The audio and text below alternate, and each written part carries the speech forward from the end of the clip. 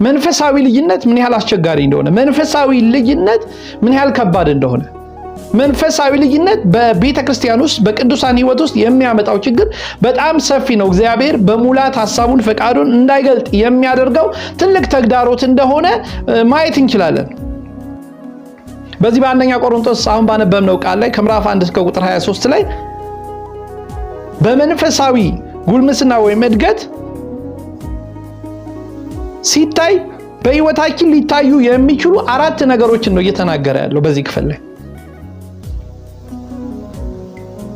በመንፈሳዊ እድገቱ ስንሆን በመንፈሳዊ በእግዚአብሔር ቃል መረዳቱ ስንሆን በሕይወታችን የሚታዩ ነገሮች አሉ፣ በሕይወታችን የሚገለጡ ነገሮች አሉ፣ ምልክት አለ ማለት ነው። አያችሁ? ስለዚህ ይህንን ነው የአንደኛ ቆሮንቶስ ምዕራፍ 3 ከ1 እስከ 23 ላይ የሚናገረውና እነሱን ሐሳብ ነው ዛሬ የምናገረው።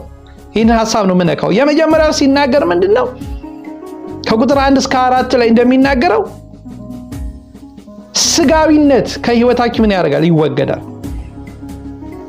ምን ይወገድ? ስጋዊነት። አያችሁ?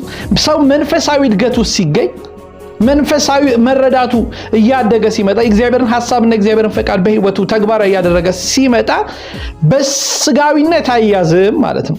ስለዚህ ከኛ ስጋዊነት ሕይወት ምን ያደርጋል? ይወገዳል እያለ ነው ጳውሎስ በዚህ ክፍል ላይ እየተናገረ ያለው። ከቁጥር 1 እስከ 4 ላይ ነው የሚናገረው። እንዲህ የሚል ቃል አለ፣ አንብበው። ወንድሞች ሆይ በክርስቶስ ገና ሕፃናት እንደመሆናችሁ እንደ ስጋውያን እንጂ እንደ መንፈሳውያን ልነግራችሁ አልቻልኩም ይልና ገና ስላልጠነከራችሁ ወተት እንጂ ጠንካራ ምግብ አልመገብኳችሁ። አሁንም ቢሆን ገና ናችሁ፣ አሁንም ስጋውያን ናችሁ። በመካከላችሁ ቅናት፣ ክርክር አለ።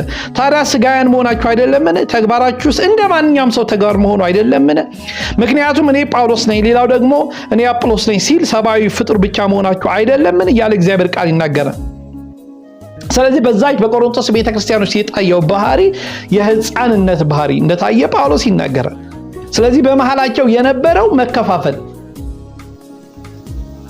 በመካከላቸው አንድነት እንደጠፋ እንዲናይና ምንድነው መንፈሳዊ ሕፃንነት መንፈሳዊ ልጅነት በዛም ዘመን እንዳለ ይናገራል። ቁጥር 3 ላይ እንደሚናገረው የቆሮንቶስ ክርስቲያኖች እንደ እግዚአብሔር ሳይሆን እንደዚህ ዓለም ሰው ይመላለሱ ነበር ይላል። አያችሁ? የቆሮንቶስ ቤተክርስቲያኖች እንደማን? እንደ እግዚአብሔር ሰው ሳይሆን እንደዚህ ዓለም ሰው ምን ያደርጉ ነበር? ይመላለሱ ነበር እያለ ይናገራል። አያችሁ? በመንፈሳዊ ሕይወቱ ያደገ ሰው መታያ ባህሪ ያለው ስንል እንደ እግዚአብሔር ሐሳብ በዚህ ምድር ላይ ይኖራል እንጂ እንደ ሰው ሐሳብ በዚህ ምድር ላይ አይኖርም። ስለዚህ በዛኪም